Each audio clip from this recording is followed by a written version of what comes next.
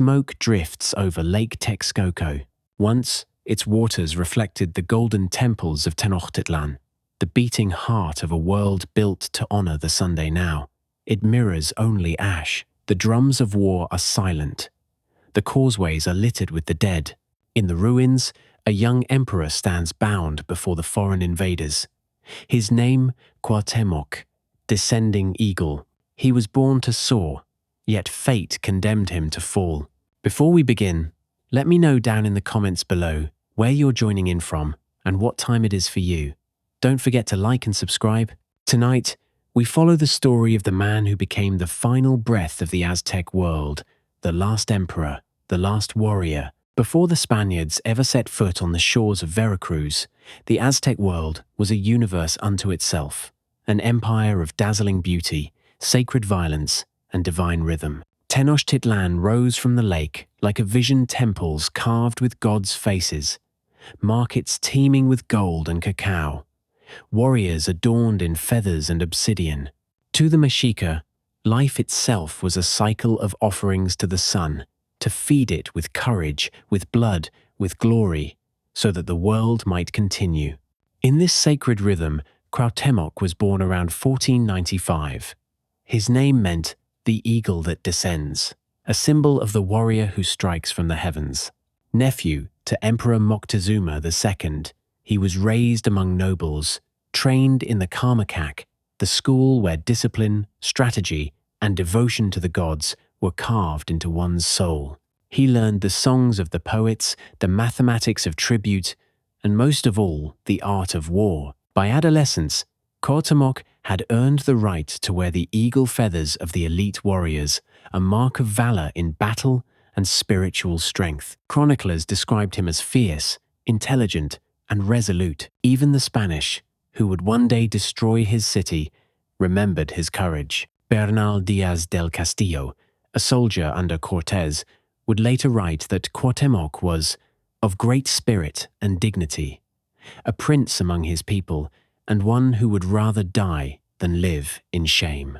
But even as the young eagle spread his wings, the storm that would end his world was already gathering beyond the sea. In 1519, strange sails appeared off the Gulf Coast, floating temples of white cloth that moved with the wind. The Spaniards had come. Hernán Cortés, with only a few hundred men, arrived with muskets, horses, and ambition. To the Mexica, these strangers were unsettling, pale-skinned, bearded, armed with thunder. Some saw them as gods foretold by prophecy, others as omens of destruction. Moctezuma II hesitated, torn between reverence and fear. The empire trembled between divinity and diplomacy. Cuauhtémoc, though still young, urged resistance. He distrusted the newcomers, recognizing in their gaze something colder than faith hunger.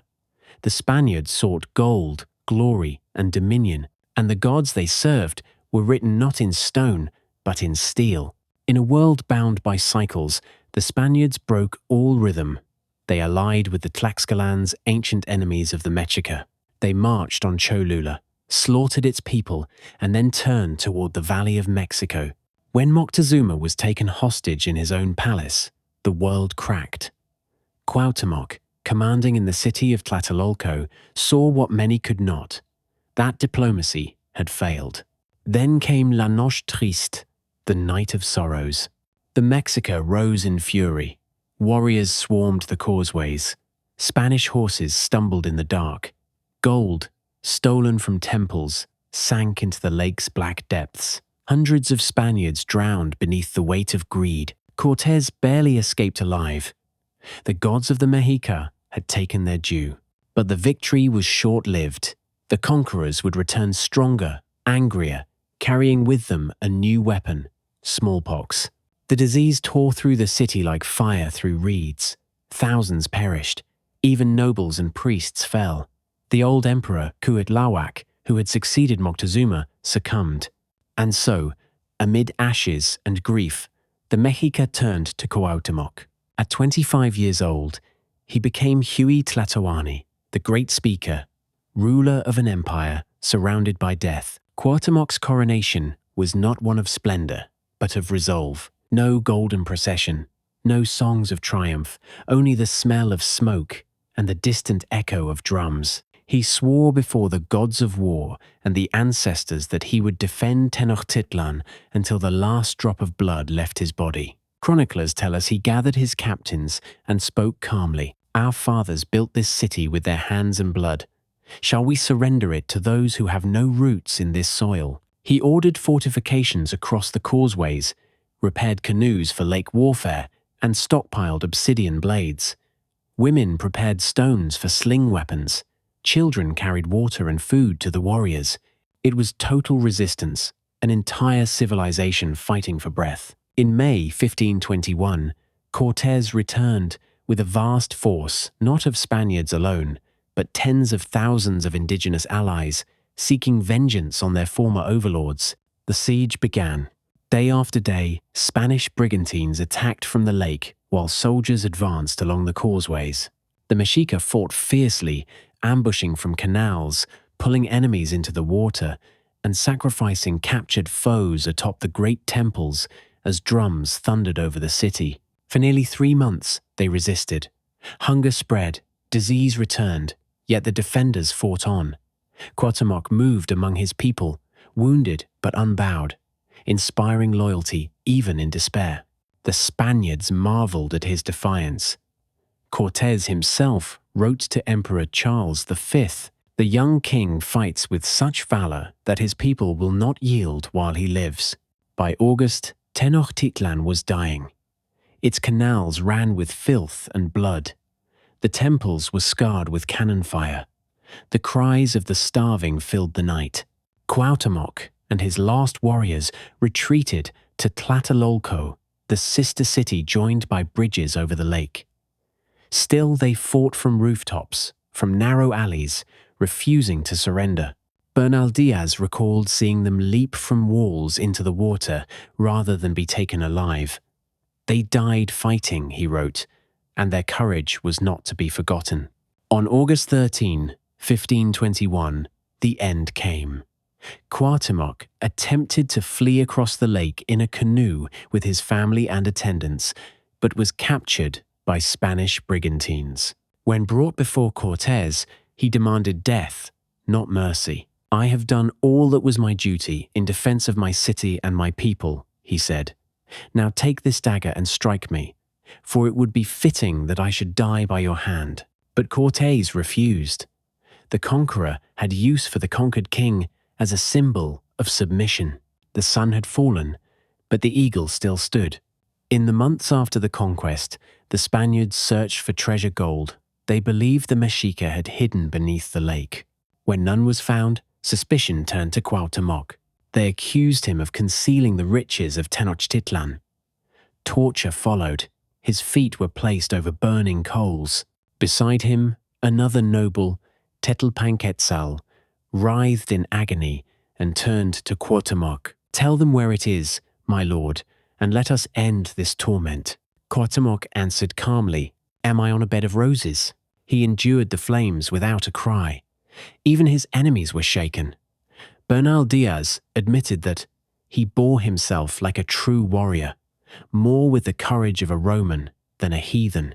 Eventually, Cortés halted the torture, perhaps out of admiration, perhaps because he realized there was no treasure to be found. For several years, Cuauhtémoc lived as a captive, taken on Spanish expeditions as a living relic of a fallen world. In 1525, Cortés marched toward Honduras, and Cuauhtémoc was forced to come along. During the journey, Cortés accused him of plotting a rebellion and ordered him executed. As the noose was placed around his neck, Cuauhtémoc spoke one final time. "I knew well that I was born to die, but not that I should die by your hand, Cortés. May your gods judge you as mine have judged me." He died at roughly 30 years old, the last emperor of the Aztec Empire. The eagle had descended into darkness. For centuries, Cuauhtémoc's name lingered as a whisper, a tragic memory buried under colonial rule. The Spanish chroniclers recorded his courage with reluctant respect, but to the indigenous survivors, he became something greater, a symbol of endurance, the embodiment of dignity in defeat. In the 19th century, as Mexico sought to rediscover its own identity after independence, Cuauhtémoc rose again, not as a vanquished king, but as a hero reborn. Statues of the young emperor were raised in Mexico City. Poets called him El Mártir de la Patria, the martyr of the nation. His image appeared on coins, murals, and flags. The eagle that once fell now soared across the Republic's emblems, reborn as the guardian of a new Mexico. Even today, his story is more than history. It is memory. It is myth. His defiance echoes wherever people stand against domination, wherever dignity resists despair. In every era, there is a Cuauhtémoc, a spirit that refuses to kneel. The Spaniards believed they had conquered the Mexica, but conquest is not the same as victory. They burned temples, erased names, and silenced tongues. Yet beneath the stones, the old songs still breathe. Beneath the plazas of modern Mexico City lie the bones of Tenochtitlan, and somewhere in that sacred soil, the spirit of Cuauhtémoc still watches the sky. To this day, the eagle remains the emblem of Mexico descending, as it always has, upon the serpent, a symbol of struggle and rebirth. Cuauhtémoc's body died in the jungle, but his legend took flight. He is remembered not as a ruler who lost an empire, but as a man who refused to surrender his soul. History is not just the story of those who conquer, but of those who endure. Cuauhtémoc's story reminds us that courage can outlast kingdoms, and that even in defeat, dignity remains immortal. If you've been moved by this story of the last emperor of the Aztecs, leave a comment below. Don't forget to like, subscribe, and share this story. Until next time.